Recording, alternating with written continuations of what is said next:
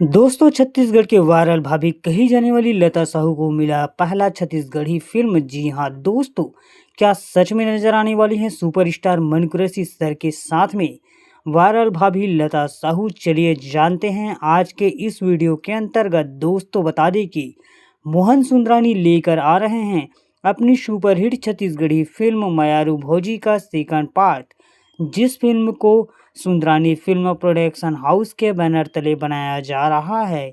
जिस फिल्म के निर्माता विजय सुंदरानी जी हैं, वही फिल्म को डायरेक्ट करने वाले हैं उत्तम तिवारी जी, जिन्होंने इससे पहले कई सुपरहिट छत्तीसगढ़ी फिल्म को डायरेक्ट कर चुके हैं। बता दें कि फिल्म के स्टार कास्ट में सुपरस्टार मनकुरसी नजर आने वाले हैं, वही उनका साथ देने वाली हैं छत्तीसगढ़ की वायरल भाभी कही जाने वाली लता साहू।